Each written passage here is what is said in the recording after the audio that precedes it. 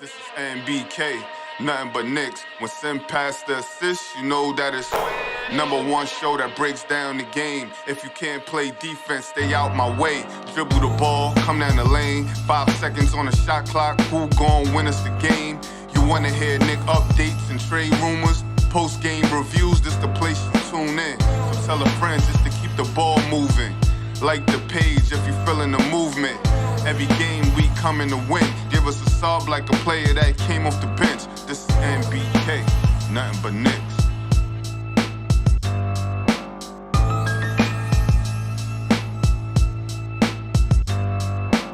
Knicks family, what's poppin'? It's your boy. Almost stuttered on my own intro. It's your boy, ladies and gentlemen. The New York Knicks defeated the Atlanta Hawks 101-87, powered behind the triple-double from Kemba Walker. And this is a big win for the New York Knicks, ladies and gentlemen. They needed to get a win like this. And for Kemba Walker to play the way that he's been playing after being benched, come out with fire, and then to do it today, at Madison Square Garden on Christmas Day, hopefully this is exactly what the Knicks need to get them going, ladies and gentlemen. I got my man Uncle Fulio here. We got Nate the Great in the building. And we're going to go ahead and break this thing down and talk about it.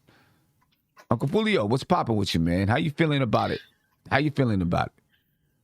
Well, first and foremost, Merry Christmas, Sam. Merry Christmas, Nate. Merry Christmas to the NBK family out there. Thank you, man. It's a Knicks tradition. You know, we've been on Christmas for the last 50 years or so. So I'm glad that we got a chance to watch this great performance that the team put on today. Of course, because I'm in the Navy, I have to do this. I want to give a big shout out to Carrier Strike Group, the Carl Vincent Carrier Strike Group, Destroyer Squadron #1, Carrier Air Wing #2. They're currently deployed right now, doing the Western Pacific deployment right now. Come home soon, guys. We can't wait to see you. Merry Christmas to you and your families.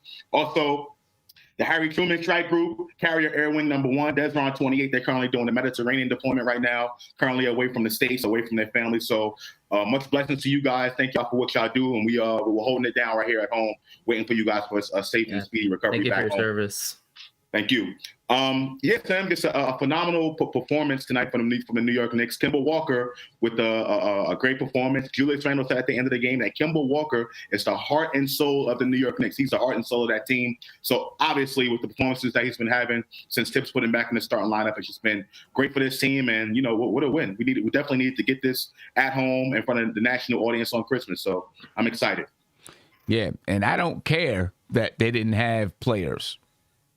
I really don't. It's all about the Knicks, and the Knicks needed to get this win big time.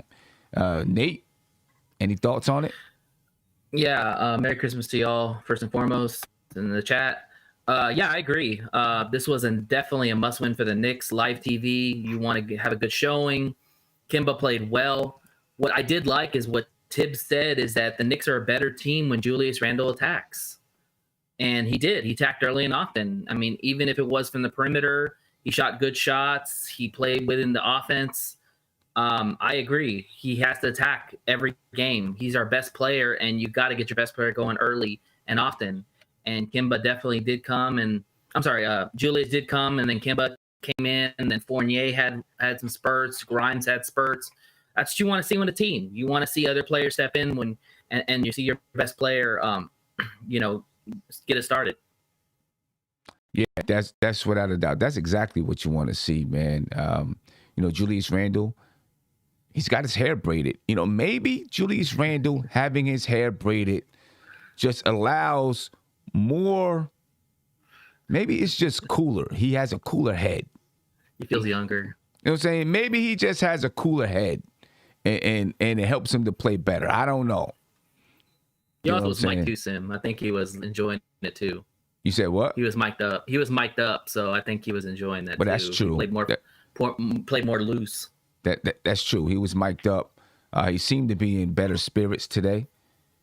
You know what I mean? Obviously, he was mic'd up, like you said. It's Christmas Day. He's probably got family in town.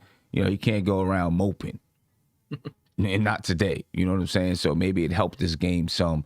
But he played very well today. I don't want to say, I mean, he played well. He still has some of the turnover issues and those type of things, you know what I mean, that Julius Randle was going to have. But he played well. He played well for the most part. Julius Randle, 25 points, 12 rebounds, 3 assists. Of course, you know Kemba Walker, 10 points, 10 rebounds, 12 assists. Evan Fournier had 15 points. Quentin Grimes had 15 points. Obi Toppin had 13 points and 4 rebounds. And for the most part, ladies and gentlemen, this is the team or the style and type of play that I expected to see from the Knicks this season. Right? This is what I expected to see from the New York Knicks. Josh, is this what you expected to see from the Knicks? I mean, this is what I expected to see from the Knicks at their best. When everything is all cylinders are firing off, everything is all together. There's camaraderie, there's continuity within the team. This is the best version of the Knicks, knocking down their shots, the ball moving. I don't know how many assists we had tonight, but just from the eye view, you know, the ball was just moving around. Guys were getting opportunities. Extra passes were being made. And, you know, they look like a really good basketball team tonight. And granted, I understand it's against the Hawks, but I'm not going to use that as the reason why the Knicks had a great game tonight. I think this was going to happen at some point, and it was going to come along. And I think that they can be able to sustain this throughout the season as guys get healthy. Yeah, 28 assists tonight for the Knicks. That's right, and we averaged 22 on the season, so that's a great number. Right. Yeah, so that's a great number. 28 assists. So yeah, this is the Knicks. This is how they look at their best guys knocking down their shots. You got like just Julius Randle being very efficient from the field. You know, people don't want to talk about that. They want to talk about, you know, how during the COVID season, no fans in the stands, and Julius Randle. You know, that's the reason why Julius Randle had a good night. He put all that to bed today. You know, during this game. So this is the best version of the Knicks, and this is, you know, hopefully they can be able to continue this on throughout the season and turn the season around. Yeah, you know, it would be big. I don't know if it's the best version of the Knicks. It's a good version, but they only scored 101 points. I would expect that they're going to score more points than that. You know, being in the best version of themselves, I expect to score more than 101. I'm hoping. They shot 44.7% from the field, 40% from the three-point line. All right, they only made 5 of 12 free throws today, though. Right, so obviously there's still some more improvement, but the way the ball was moving looked good. Right, they played smooth. It didn't look like they were struggling to find a shot. Right, and then of course they were making shots. They were making threes. You know, from the overall from the field, they were 44.7%. So, you know, that was decent shooting. You know, just an overall good game from the Knicks. And they came out and played with energy. I made a comment on Twitter that this is the Knicks that I expected to see at the beginning of the season. And someone said, oh, they're playing a depleted team and so on and so forth. But I wasn't just talking about the ball movement and them scoring. I was talking about the energy. Right? And they had tons of energy today. Is it because of Christmas? You know, and it being, you know, they were they were kicking off this round table of basketball games, round robin of basketball games, or, you know, is this what we can expect going forward from this team? You know what I mean? Now, I do like that Kemba Walker and Julius Randle both said, you know, that they put it upon themselves to, you know, be the leaders and bring the energy out there. Hopefully, they're able to keep moving forward and live up to it. You know what I'm saying? But this was a very good game from the New York Knicks, a good win. Hopefully, it spurs them forward. They have a favorable schedule coming up. Yeah. And if they can continue to do what they did tonight, man, then who knows? Who knows? The Knicks moved to 15-18 with their season record. 15-18 on the season for the New York Knicks right now. We'll see if this can push them forward. R.J. Barrett only had 9 points tonight, right? First game back from COVID. Quentin Grimes. Talk about Quentin Grimes' play. Again, I mean, this guy, listen, 15 points on the night, 2 rebounds, 2 steals. He shot 35.7% from the field, but he shot 41.7% from the three-point line. Talk to me about Quentin Grimes. Sam, I told you before we even got on this, I think Quentin Grimes reminds me of a younger John Starks. He's just hungry. That ball, when he gets that ball, he's not afraid to put that ball up.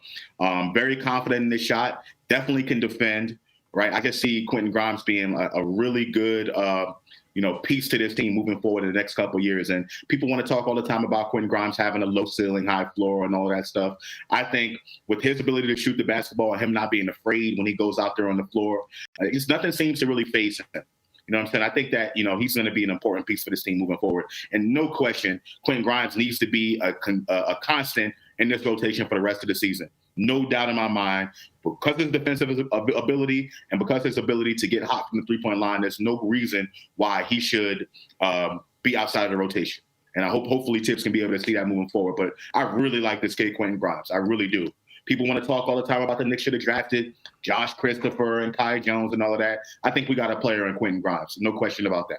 Yeah, listen, I think he for at least the next 8 weeks, he's going to be in that lineup, right? Because Derrick Rose will be out for at least 8 weeks.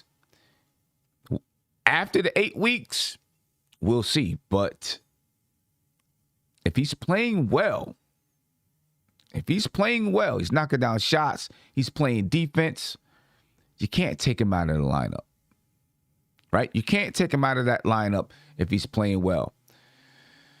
What will Tom Thibodeau do? I don't know. It's hard to say. Or maybe somebody else, maybe someone else comes out the lineup that's not playing well. If you're talking about I don't want to speculate that someone's not going to be playing well. I want all the Knicks to play well, but obviously Tom Thibodeau is going to have to make some tough decisions when everyone finally gets back healthy. You know what I mean? But I do want to see him on the floor and hope that he continues to be on the floor. Because, his defense is needed and he can shoot the basketball. That's everything that Tom Thibodeau wants from the way that he wants the Knicks to play. If he wants to, well, let's put it like this. On the offensive side, if he wants to draw in the defense and then spray it out, Quentin Grimes can knock down the three. You need him out there. On the defensive side, if you want to pack the paint and then have guys close out to the three-point shooters, that's exactly what Quentin Grimes does. So you need him out there. You know what I mean? You can't keep the guy off the floor. You got to play him. Yeah, no question about that, Sam. And we've seen Grimes tonight close out on Bogdanovich. I know he had the flagrant foul, which it's not the best rule from the NBA. Hopefully they can do something to change that. But Grimes, that's exactly what he does. He can be able to defend on the ball, off the ball. He can be able to defend. He just has something about him, Sam, like a confidence that a lot of rookies don't have. We've seen it from Quickly last season, and now we got it in Grimes. I just really, really like him and what he can be able to bring to this team right now. I'm not talking about the future. Right now, Quentin Grimes is an important piece for this team, and I think Tibbs should play him. No question about that. Yeah, I agree. The New York Knicks, again, they defeat the Atlanta Hawks 101-87. 50 rebounds for the Knicks, 46 for the Atlanta Hawks. The Knicks with 28 assists tonight, ladies and gentlemen, 28 assists. And we need to see this be a common occurrence for the New York Knicks. 23 for the Atlanta Hawks, 6 steals for the Knicks, 8 for the Hawks. 6 blocks for the Knicks, 5 for the Hawks. The Knicks only 10 turnovers. The Hawks only had 12, but 10 turnovers for the Knicks. Way to take care of the basketball. The Knicks shot 44.7% from the field, 40% from three, but only 41.7% from the free throw line. Now, they didn't get there a heck of a lot. They were 5 for 12, but, 41.7% from the free throw line.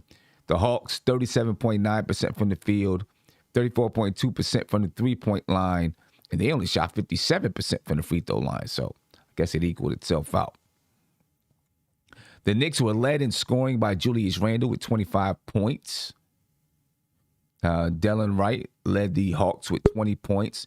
Clint Capella led the Hawks in rebounds with 9. Julius Randle led the Knicks with 12.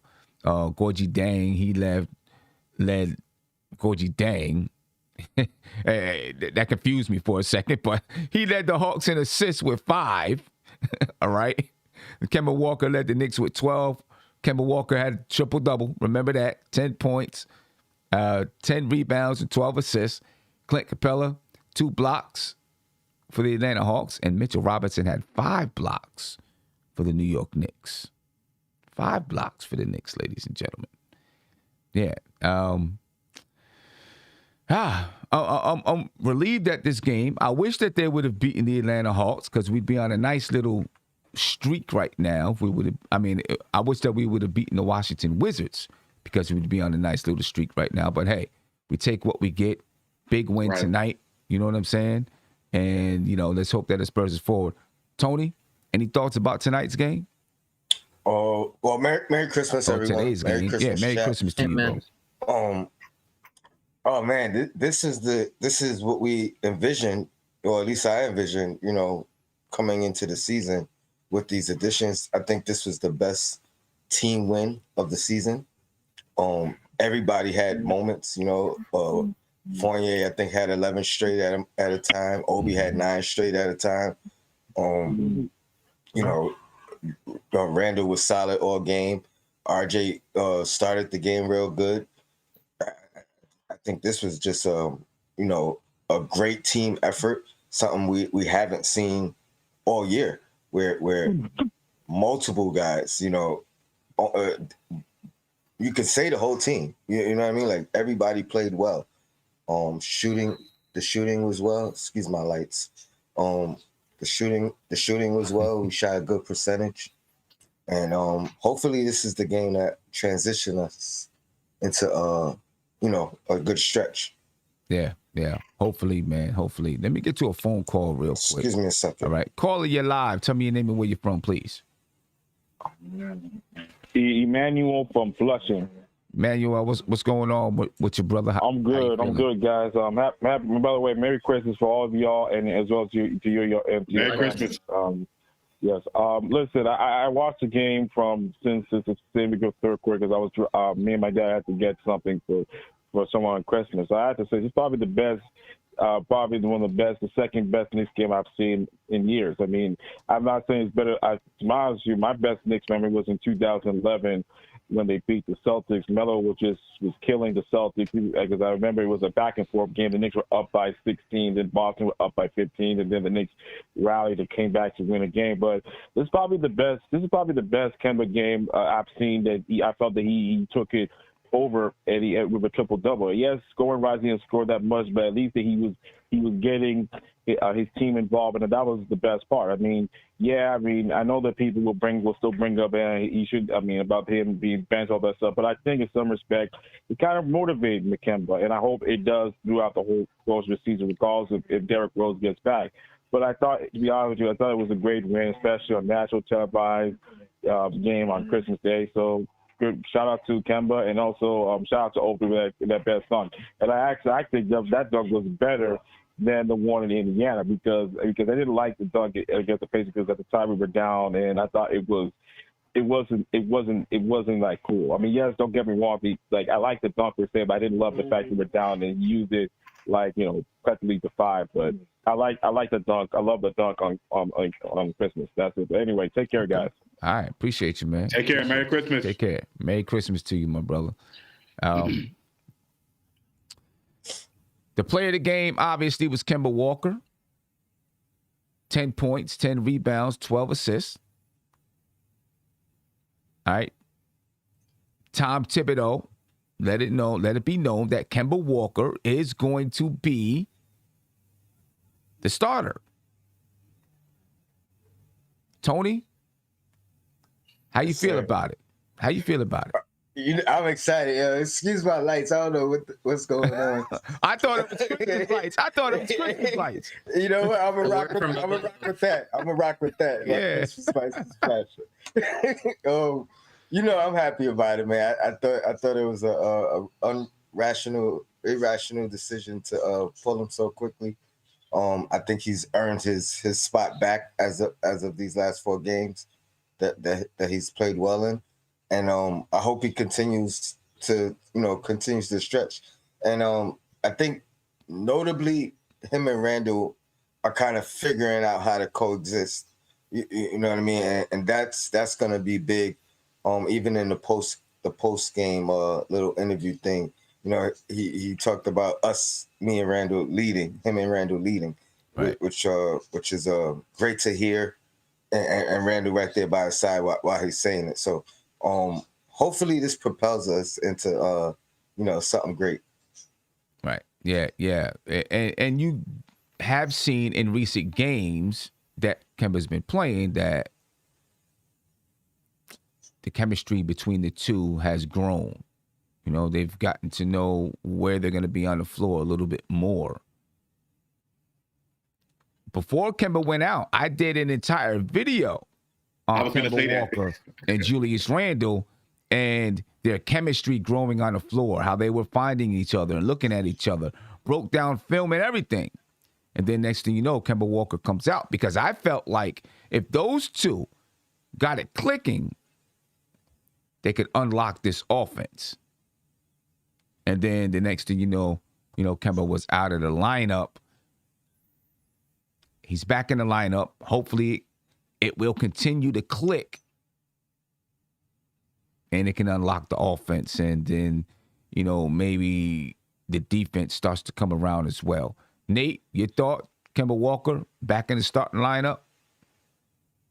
Yeah, it doesn't surprise me. The way I look at it is that Kemba took the benching as more of a learning point rather than crying about it and, making it a bigger deal. He just waited his time. And unfortunately, things happen in life, COVID, injuries, and it opens up opportunity. That's why you always hear coaches say, be ready, because you never know when your name's going to be called. And Kemba was ready. And I'll say this about Kemba. Kemba, for this team to take it to another level, Kemba has to be aggressive. And we've seen that lately. We've seen that aggressiveness, getting his shot off, getting to the cup, try to find other players to make baskets. He needs to be this Kemba consistently. Right. I think if he does, this team, you're right, it will open up the offense more. Grimes will get more opportunities. Evan will get more opportunities. One thing I liked about this game today is I saw a lot of good swinging of the ball around the three-point line, and it made the Hawks work for them on the defensive side, and they didn't rotate very quickly. And what happened is Knicks get wide open shots. And that's what the basis of this offense is going to be, is just swinging the ball around, don't get stuck somewhere, get open shots. And I think Kemba can do that. If he can be aggressive and get to the cup and suck that defense in, then our shooters are going to have more opportunities to make baskets. Yeah. Josh, let me ask you this. Before we leave the Kemba Walker topic. Is there any chance that maybe something else was even going on and they used, Kemba being benched as the reason, but is there a chance that maybe there was something going on in his personal life or something going on between him and the organization, and they said, you know what? Or Kemba said, hey, I need to be out, or I don't want to say he was suspended or something like that, right? Because I don't want to put bad vibes out there for him. But is there a chance that something else was going on and they just used that as a reason? Because you go from starting to not playing at all, and then obviously, he had to come back because of health and safety protocols, right? And then he's starting again, and then he's going to be the starter. Is it possible that there was something else that we just don't know about that went on and the Knicks said, okay, this is what we're going to put out to the public? I think it's absolutely possible. And you can call me National Enquirer Josh and Soap Opera Josh and all that if you want to, Chad. But again, whatever we're witnessing in the media isn't always necessarily the case. All we know is that like you said, Sam, he got taken completely out the rotation, right, with no kind of explanation. Everyone thought that it was just about what the Knicks were doing on the floor, on the plus minus, and that would make the most sense. But there's obviously something else there that we're missing. I'm just glad that it's all over with, and it looks like, from what it looks like, it's all done, and that Kemba Walker, has the respect of the coach and the respect of the teammates, and we can be able to move forward. So, like I said, everything is possible. Everything is definitely on the table, but I'm glad it's over with. Yeah, I'm glad it's over with too. I think this game probably put it to bed. Right, this game put it to bed. The fact that Tom Thibodeau said he's going to be the starter puts it to bed, and it can rest. We can move forward. Shout out to Donald Cannon. He asked the question: is it fair to say that Kemba Walker is the number 2 behind Julius Randle? I mean, right now, I guess you can say that. We still don't know everything about the team and how the team is going to, how things are going to flesh out with this team. RJ's just now getting back from COVID protocol. Right? Evan Fournier is up and down all over the place. He'll probably be like that for the entire season. So I guess you can say, it. Right? I mean, Derrick Rose ain't here, so he's going to be gone for a little while. So I guess you can say, yeah. I tell you what, I seen something from Julius Randle today that no one in the chat wants to talk about. Julius Randle gave Kemba the ball, and Kemba was looking to give it back to Julius, and he was like, nah, you got it. You got it. That's what I seen today from Julius Randle. And I think everyone wants to make up this narrative that Julius Randle's selfish, and it's all about ISO Randle. He wants to pad his stats. Again, all that stuff got put to bed today based on what I've seen on the floor, not just from a production standpoint, but watching Julius Randle operate with Kemba, saying, you got it. You bring the ball up. You go ahead and ISO. You go ahead and take advantage of your Well, it was his day. He knew he was gone on to having a big day, and I think he allowed him to do that. But Nate, he didn't score that much. He only scored 10 points. Mm-hmm. He only scored 10 points.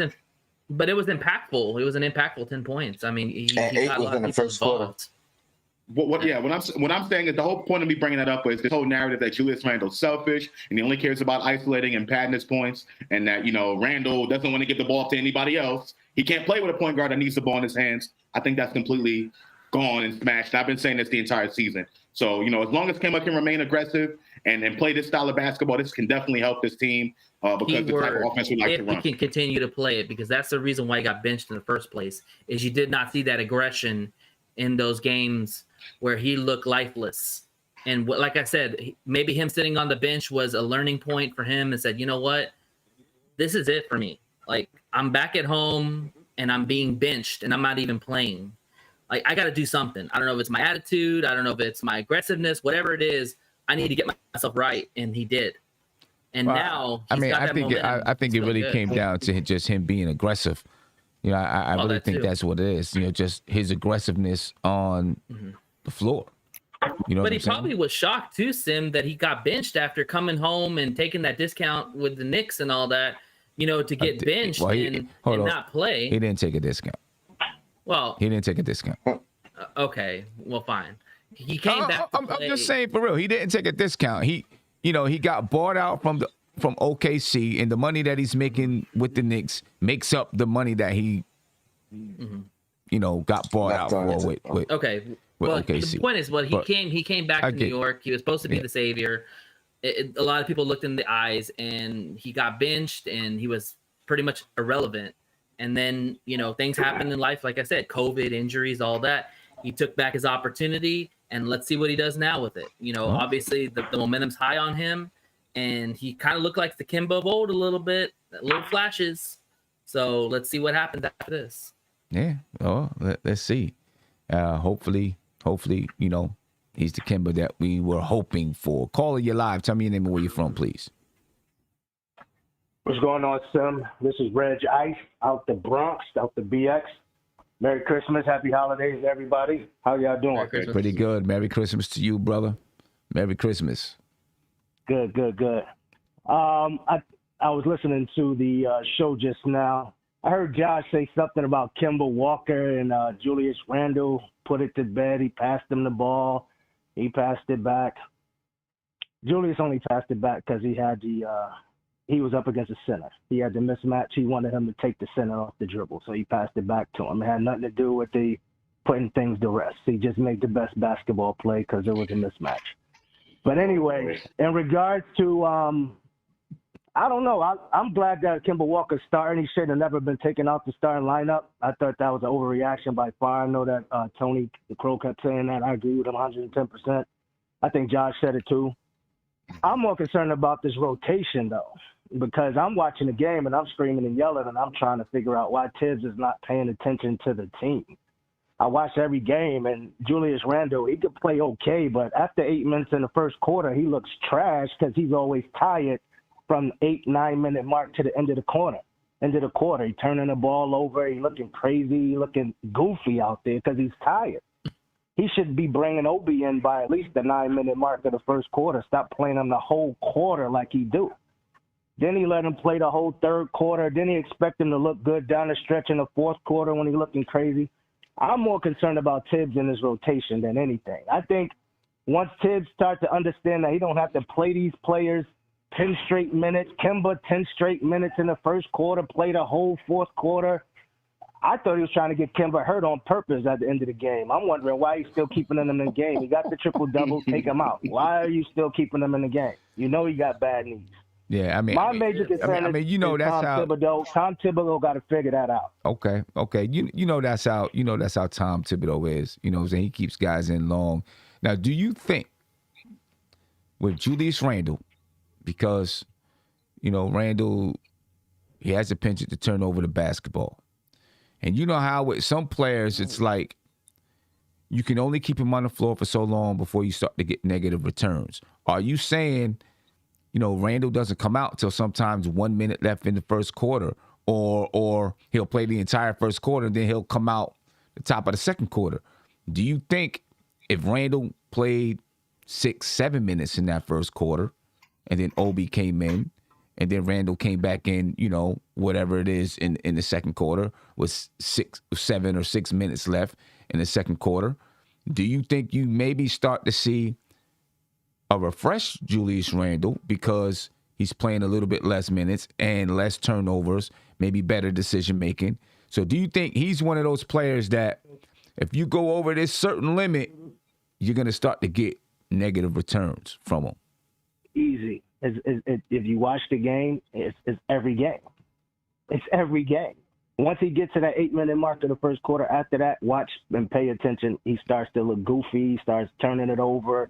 He looking weird. Mm-hmm. And Thibodeau just watches him look this way. It's every game. It's not like some games. It's every game. He looks okay the first 8, and after that, he looks horrible the end of the quarter.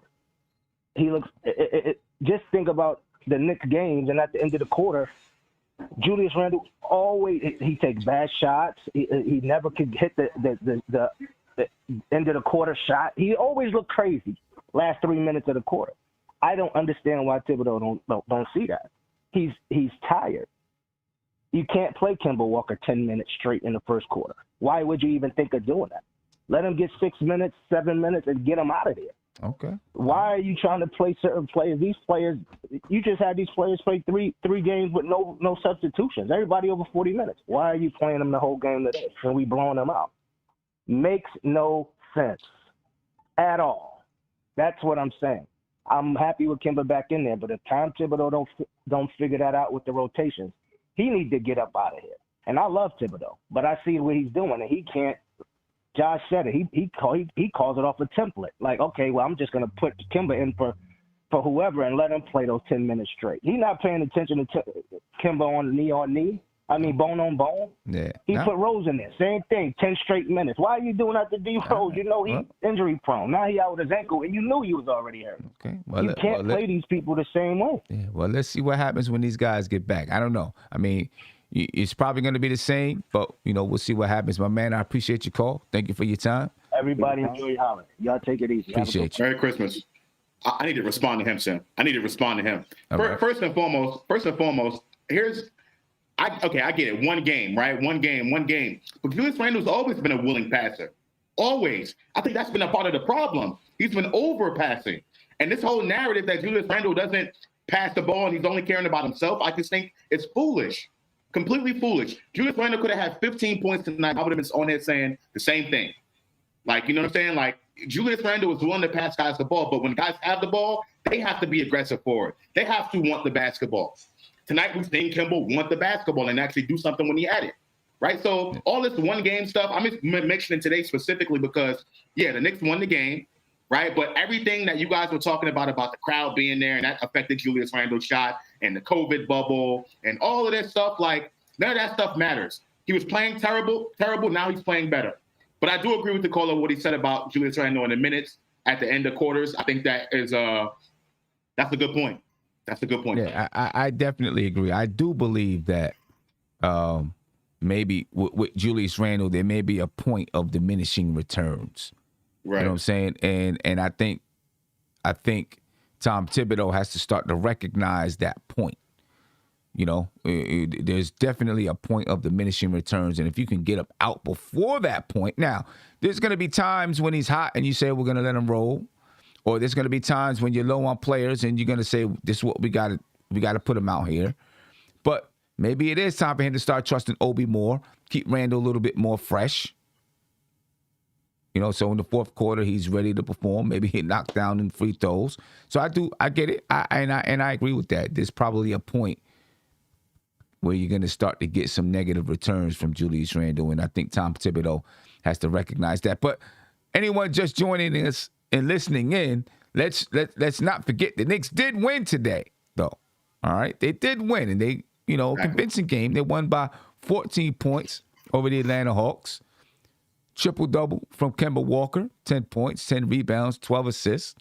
We want to celebrate that, right? Because it's been a long time since the Knicks have been on Christmas Day, playing on Christmas Day, had a good win with, I don't know if you want to call it historic, but, you know, it was one for the books for Kemba Walker. You know what I mean? After being benched, string of good games, now a triple-double tonight. You know what I'm saying? We want to celebrate that as much as we can because we need to be able to celebrate it. And it is historic, Sim, because it's the first time a Knicks done it on Christmas Day. That's right. And it's only been done 7 times on Christmas Day. So he's in the record books for, you know what I mean, forever. So, you know what I mean, salute to him. One thing I did want to touch on is you know, Randle's unselfishness. I mean, he's the one that pointed out to Kemba he was close to the triple-double. He told him, you know, I'll get you the assist. You worry about that rebound. And I will say, I noticed the game kind of turning a little bit when they were focusing on getting that triple-double instead of actually focusing like on the game. I think at a certain point they had to just refocus on the game and let it come organically. Because he was pushing that triple-double late in the third, I believe. And you know what I mean? Right. It didn't happen to the fourth. So, I mean, kudos to us for pulling it away. But, yeah, if they would have stayed focused on the game, I think we would have blew them out by 20-something. Because I think we were playing that well. And the side, you know, that little lack of focus or focus on one thing kind of you know, we lost our footing a little bit. Yeah, I agree. We did. We lost the footing a little bit. But what I am glad is that the team kind of corralled around Kemba to say, yo, let's. We know this is going to be a big night for him, for the Knicks organization. Let's get him there. Let's get him there. You know what I mean? That's the type of thing. That me the most. Yeah, and so. It even got a little funny, you know what I mean? Like Taj stole the rebound one time. Burks was trying to get it to him. He ran the wrong way. Burks had to end up getting it. Right, you know what I mean? Right. It was a couple of plays there where it was, you know, it was kind of comical, especially with us winning.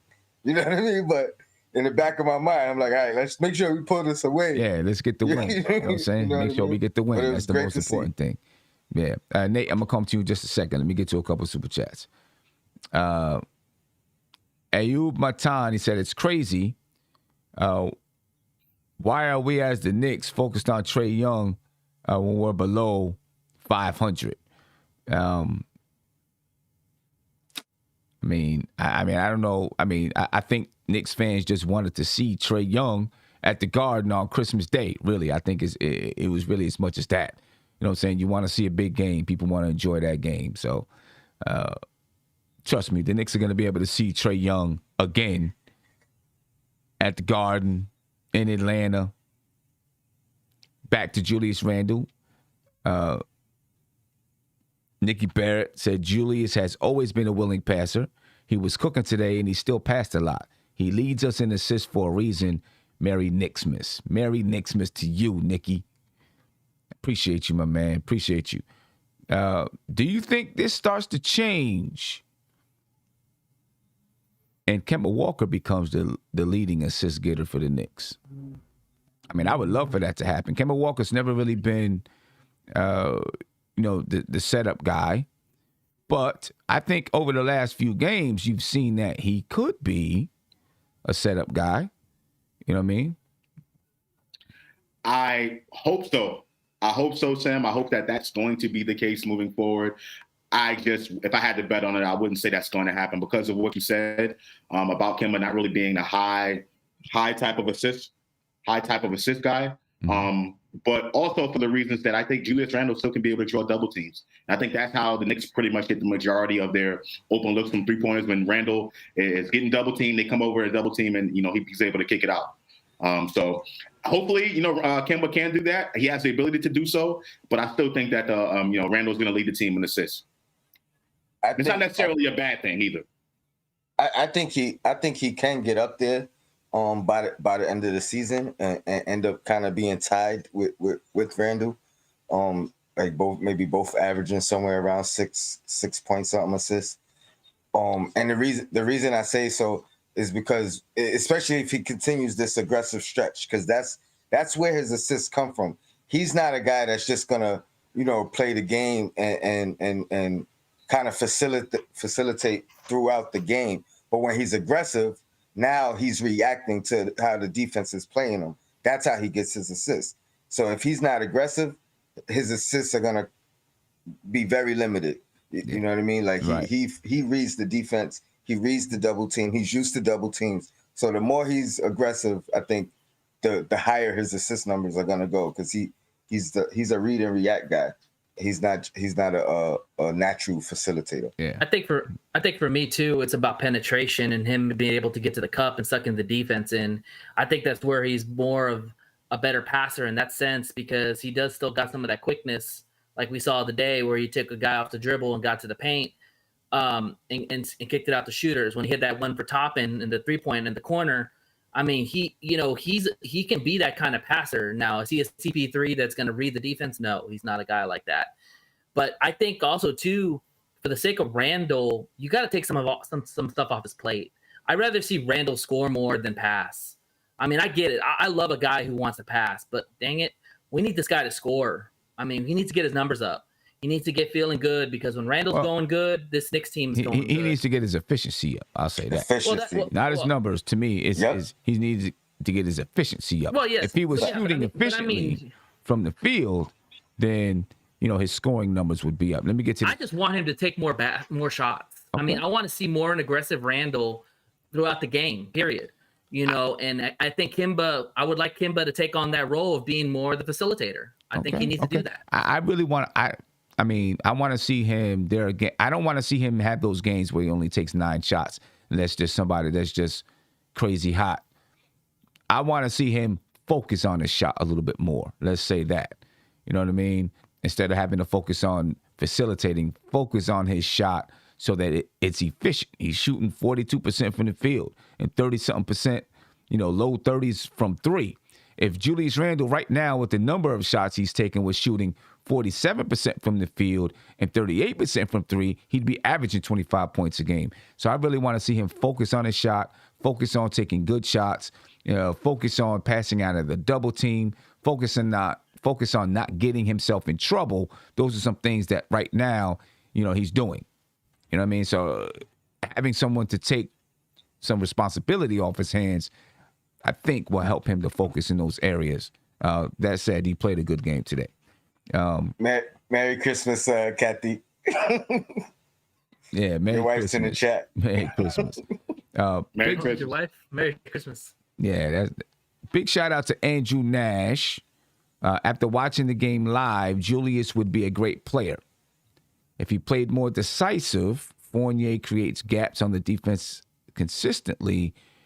Grimes is a baller. Offense should run through Kemba. RJ should focus on mid-range and drive game.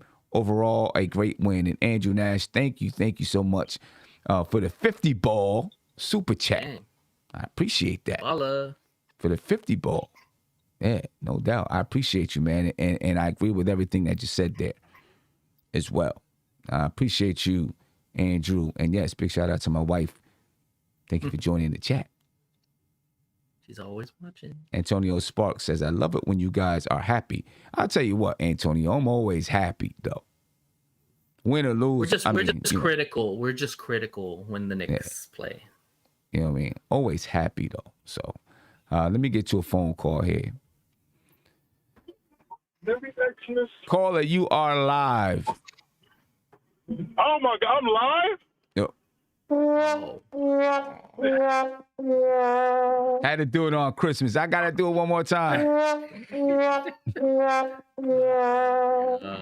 Big Bubba, what's popping, man? That's what you give me for Christmas, man? Yeah. That's more. That's more. Hey, be appreciative. That's more than I got you last year. Oh, man. Anyways, Merry Christmas. Merry Christmas to everybody.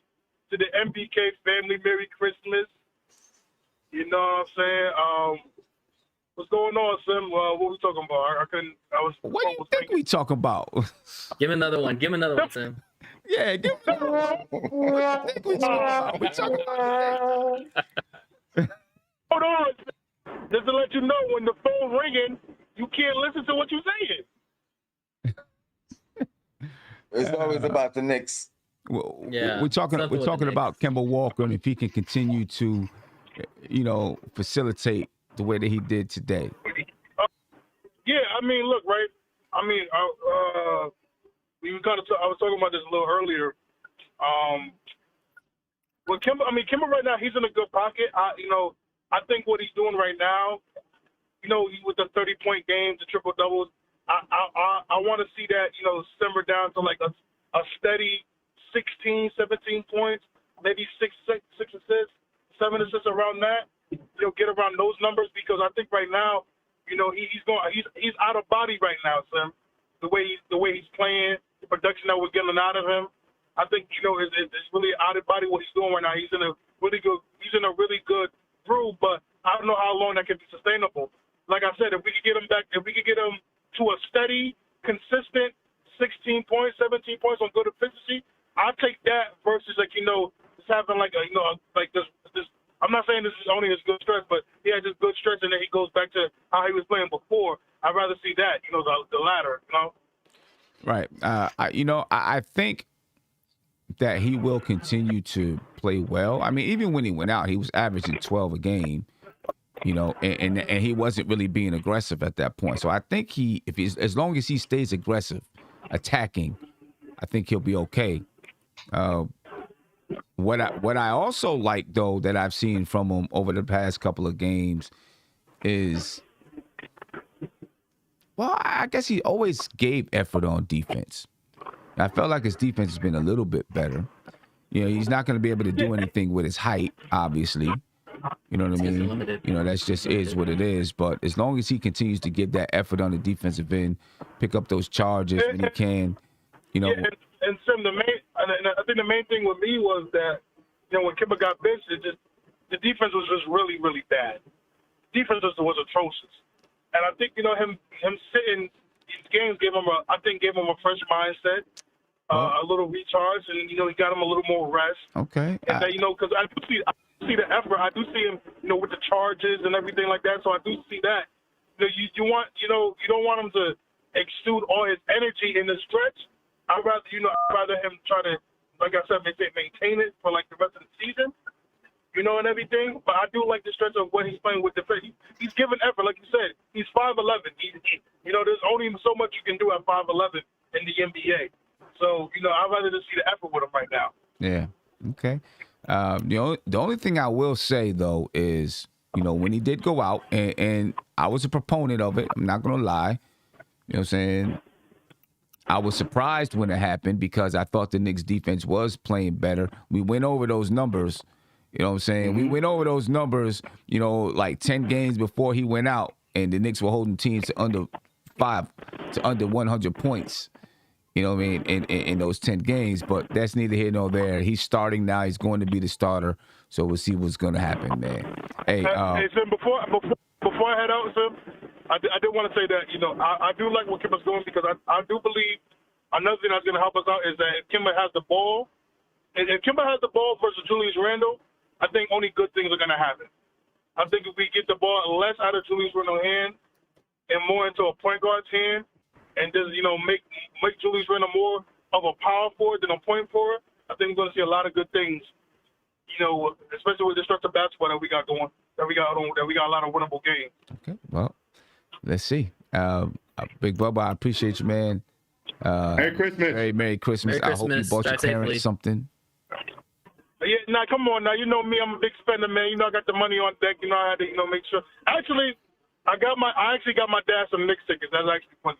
Okay. I got my dad some Knicks tickets. We going to a Philadelphia game. Oh, okay. All right, good. Around March.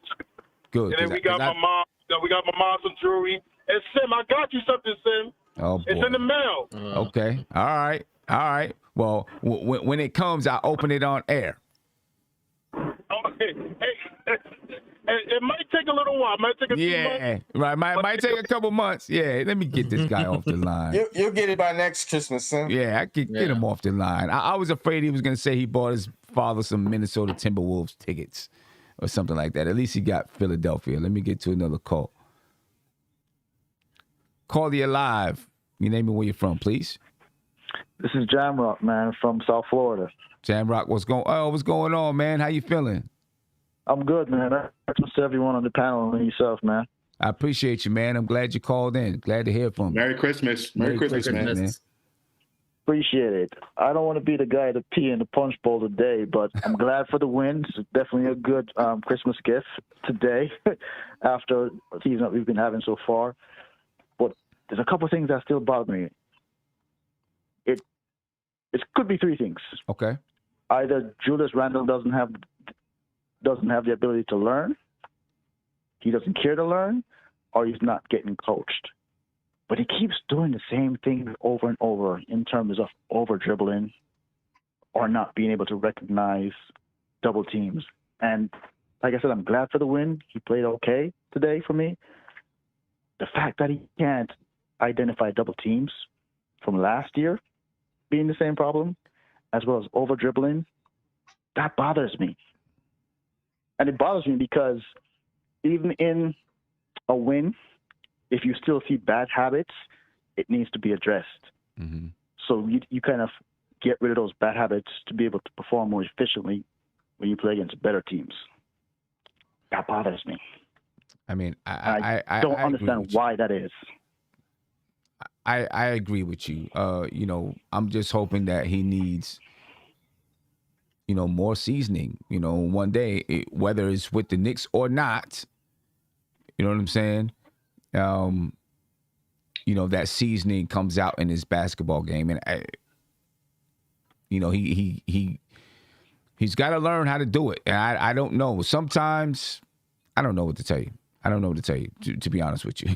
I'm fumbling over myself because I'm trying to figure out, what to say to you about it. I really don't know what to tell you about, his ability to pass out of those double teams, and when we'll see him be able to really make the correct decision, right? Because it does take good timing. If you pass it too early, then you're not sucking the defense in enough.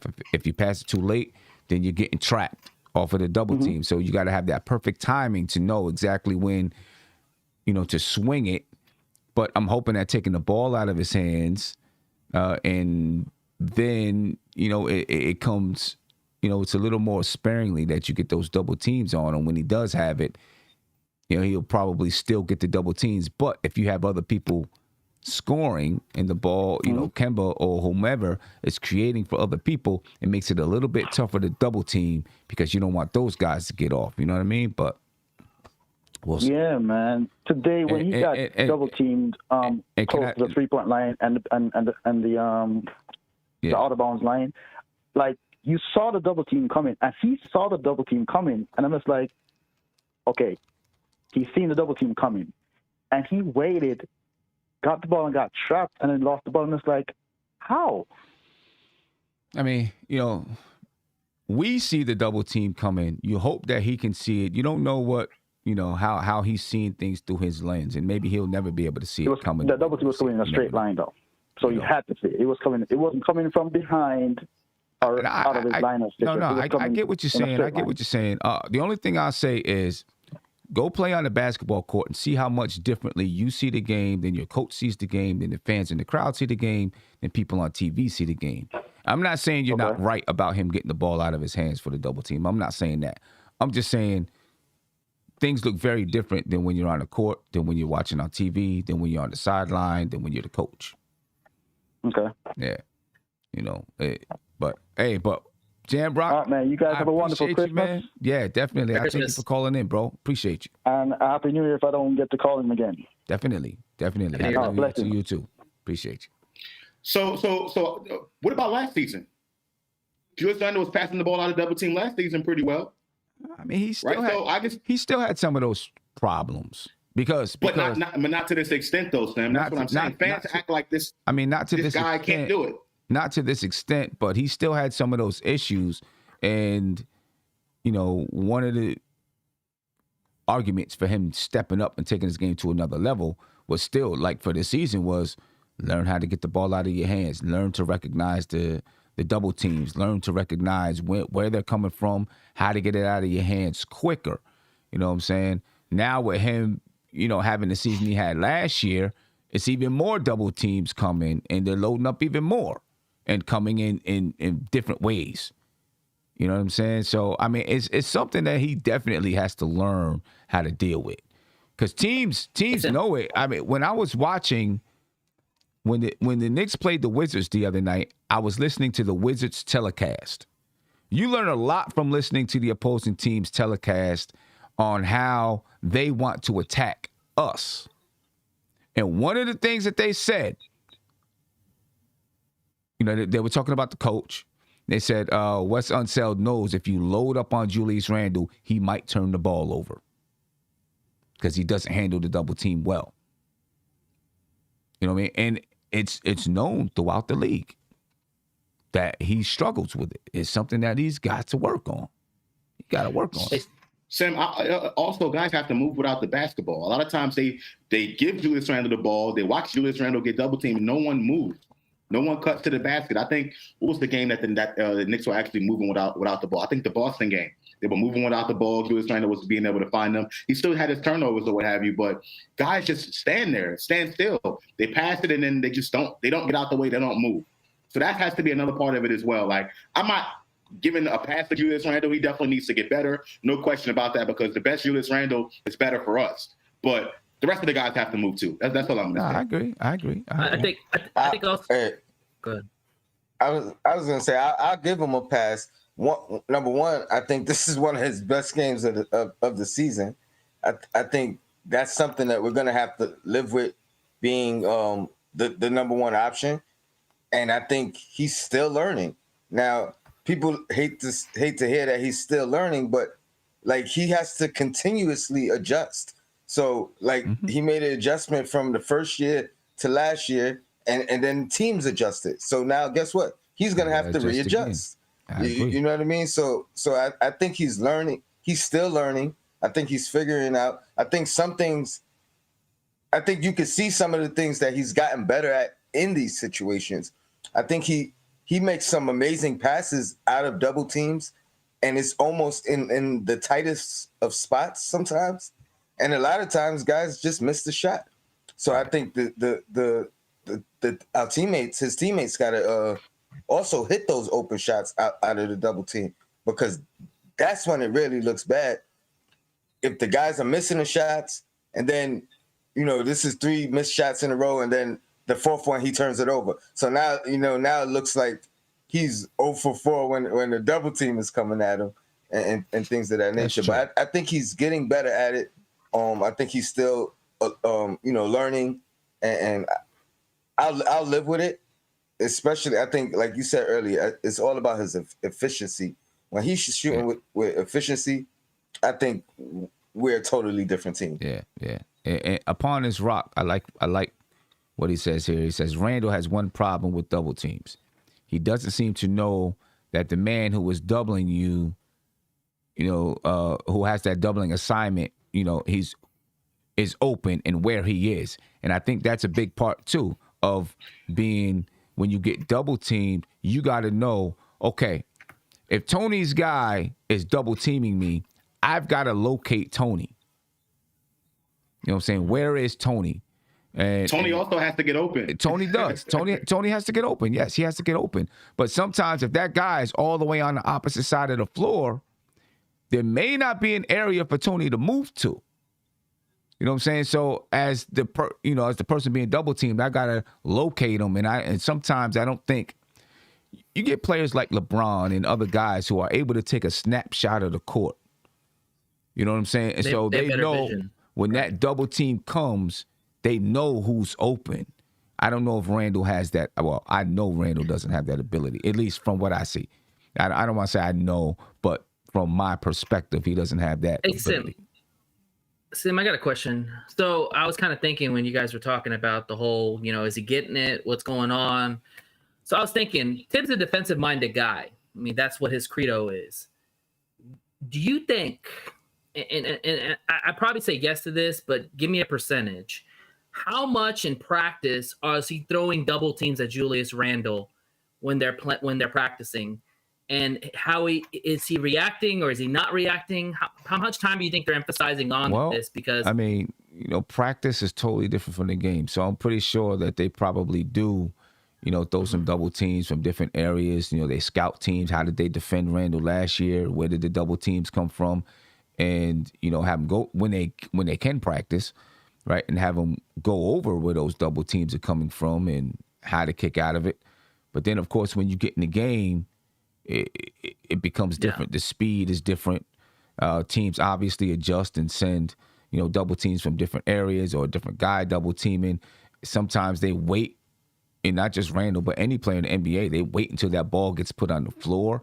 Then all of a sudden they send somebody running to you. So there's different ways that teams, do it. And like Tony said, he's still learning as well. So, it might be something that you got to live with until he fully figures it out, if he's going to.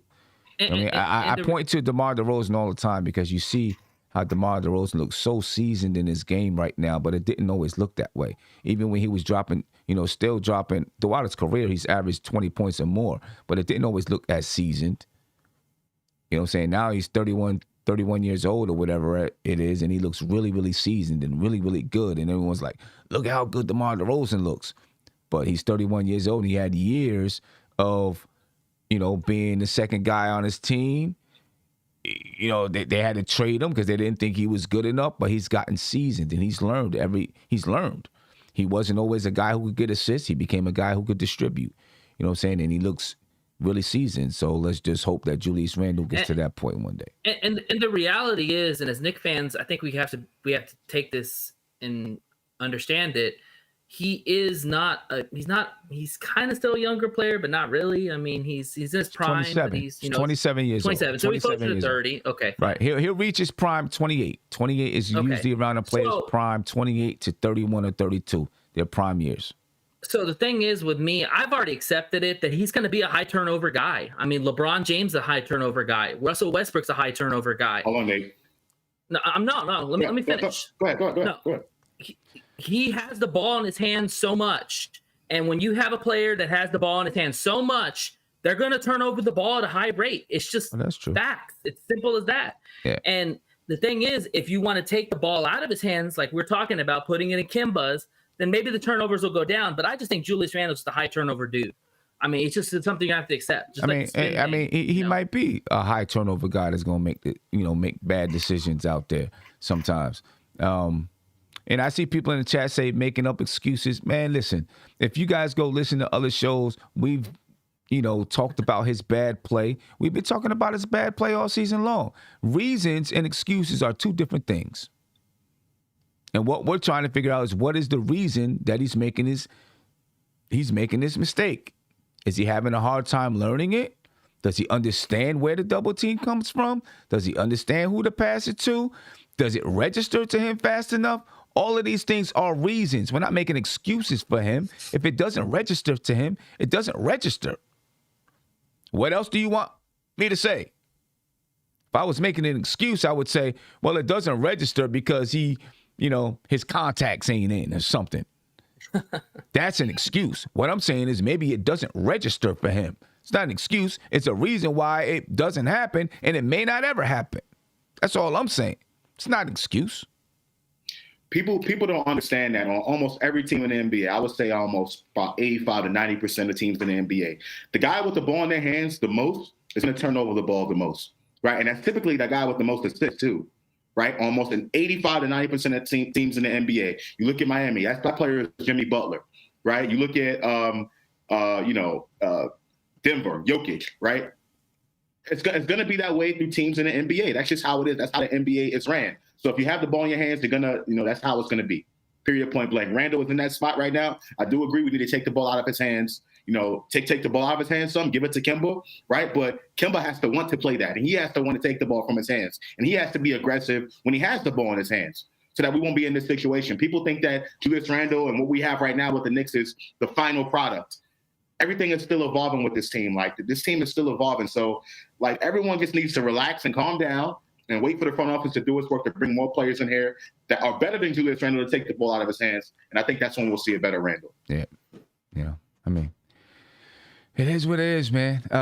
Let's see. James Harden leads the league in turnovers. He averages 5 a game. Russell Westbrook, 4.6. Luka Doncic, 4.6. Paul George, 4.2. Trae Young, 4.1. Kevin Porter Jr., 4. Cade Cunningham, 3.8. Darius Garland, 3.7. LeBron James, 3.6. Then Julius Randle was 10th in the league in turnovers at 3.5. And these are the best players on their teams. These are the best players that have the ball in their hands the majority of the time on their teams. So it's going to happen. That's just how it is. No one's telling the Lakers to trade LeBron James.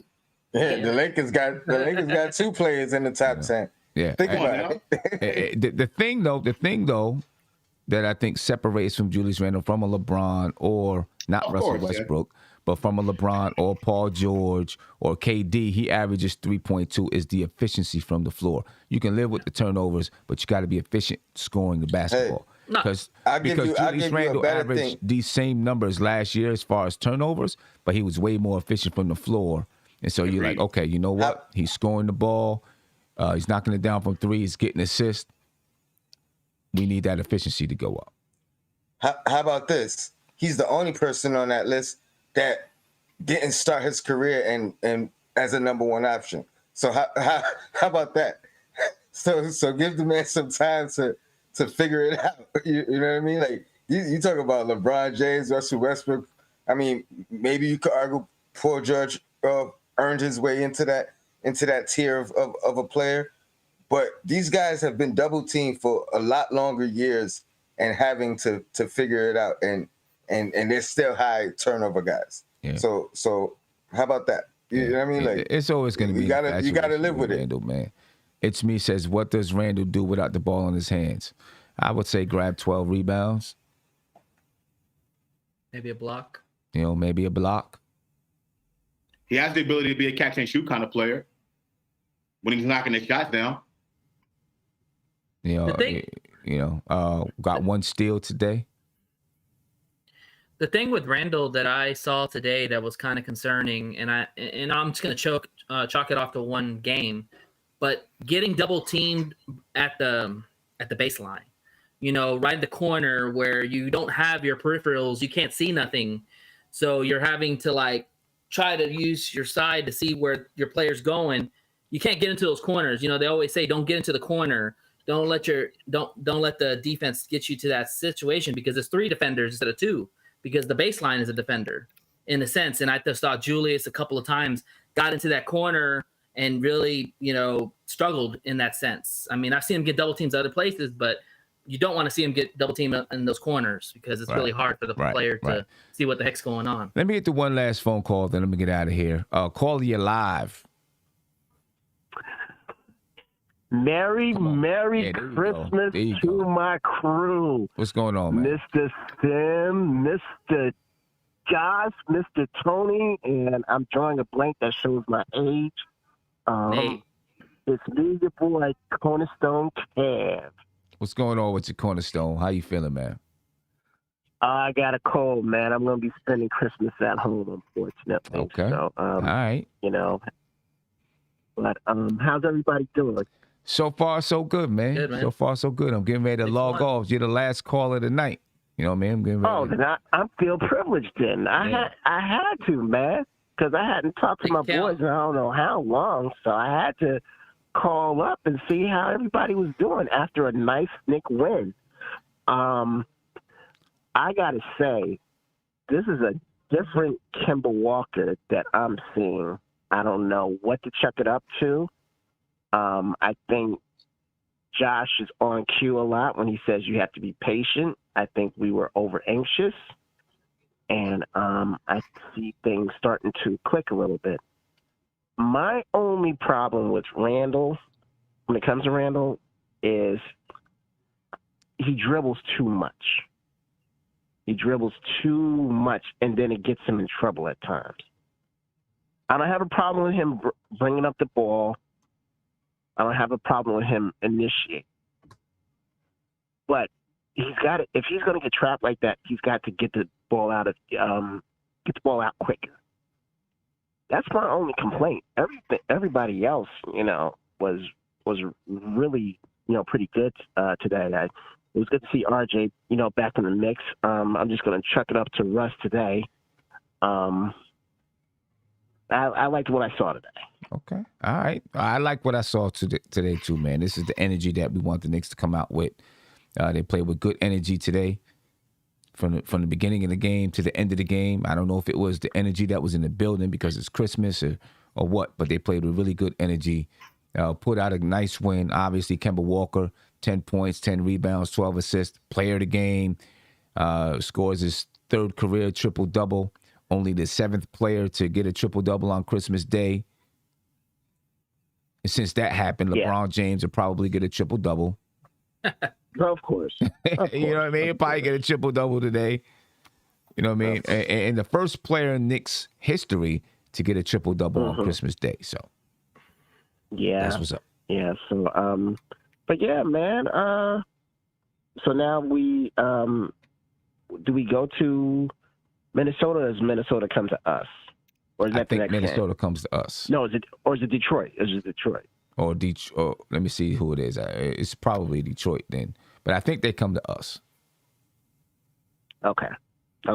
Yeah, so now, I think honestly, homestand. I can't be remiss to say that the Washington game still resonates with me. We should have really taken that game. I'm sorry. That one, I think we let it we let that one get away. And again, it goes to what we've been talking about. Games that we should be winning that we're not. I mean, when you have a team that doesn't have Bradley Beal playing, you've got to win that game. So and actually, Kev, I was wrong. My bad. We go to Minnesota, and then we go to Detroit, and then we go to OKC, and then we go to Toronto. So we got a 4-game road trip coming up. 4-game road trip to a Toronto team that we haven't beaten yet this season. Yeah. A Minnesota team that where Edwards thinks that he's the man against us and everything. I don't know if everybody remembers what he did, what he was saying about RJ last year. So that's going to be more motivation. And then this Detroit team, I know we beat them handily, but well, I can't take them lightly. No, I can't. We can't take anybody lightly. So let's hope that we, are getting ready to, that this pushes us along, this game right here. But hey, Kev, I'm about to get up out of here. Appreciate your time, man. Yeah. Merry Christmas again to all y'all, man. I love y'all, man. I love y'all. Talking to y'all soon. All right. Back to you, bro. Peace. Take a shot of brandy for me, Kev. A shot of brandy. All right, I'm getting up out of here, man. Nate, any last words for me? Good win. It's good to see Kemba with some juice, and I love what I see from Obi. Continue with Obi, man. I'm really impressed with the dude, and let's just get on a winning streak here. I mean, we need to have more good feels like this. It seems like the Knicks always play well, and then they play like crap. Play well, play like crap. So we need to have more consistency with this team. Shout out to y'all. Merry Christmas. And by the way, I will be in OKC for that game. Okay. All right. That's what's up. No It'll be doubt. fun. Tony? Excited. I'm gonna channel my inner Josh and call out somebody in the chat. Darnell said, y'all want to give Randle more time, but RJ needs to be great now. I mean, I don't know if that was directed directly to me, but I definitely never said RJ needs to be great now. I was the guy that said, maybe these additions lets RJ kind of grow organically into who he's gonna become. And just to highlight about Randle, I mean, I clearly said he's learning because the other teams are adjusting to his good performance.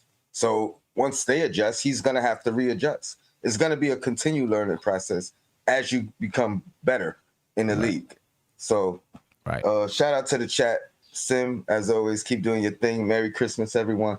Your blackest time. Yeah, no doubt. And Heck Brizo said, we just lost to the Wizards. Now we clicking, laugh my ass off. But it only takes one game to start clicking. It only takes one game. That Wizards game is over. It takes one game to start clicking. Every winning streak starts somewhere, right? Every winning streak comes after a loss. Because when you're in a winning streak, you're in the middle of a winning streak. Every winning streak comes after a loss. So it's got to start somewhere. Anyway, go ahead, Josh. Yeah, I mean, everyone wants to put this RJ versus Randle narrative as if they're not on the same team. Guys, just please stop it. Merry Christmas to everyone out there. Sam, Tony, the MBK chat out there. We won today. I'm very happy about that. And just like I started off the show, I'm going to finish it off with the same way. Merry Christmas to our sailors, my Navy sailors that's currently deployed right now in the West Pac. You got the Carl Vincent Strike Group stationed out of San Diego. They're currently deployed off the coast of the Korean Peninsula right now. So Merry Christmas to you guys. And also the Harry Truman carrier, aircraft carrier strike group. They're deployed right now in the Mediterranean Sea. Can't wait till you guys get home. Thank you for doing what you're doing right now. Merry Christmas to you and your families. And we'll see you when you get back home. Yeah, I appreciate you all. Stop being Scrooges about the Knicks. Let's enjoy the victory. Some people out there mad at Randle. Don't be mad at Randle. This man is about to go home and cook a 8-course meal for his family. You know what I'm saying? Don't be mad at Randle. Don't be mad at Tibbs. Stop being Scrooges. We're out of here. Merry Christmas to you. Peace. One love. We out. This is NBK. Nothing but Knicks. When Sim passed the assist, you know that it's #1 show that breaks down the game. If you can't play defense, stay out my way. Dribble the ball, come down the lane. 5 seconds on the shot clock. Who gon' win us the game? You wanna hear Nick updates and trade rumors? Postgame reviews, this the place to tune in. So tell a friend just to keep the ball moving. Like the page if you feeling the movement. Every game we coming to win. Give us a sub like a player that came off the bench. This is NBK, nothing but Knicks.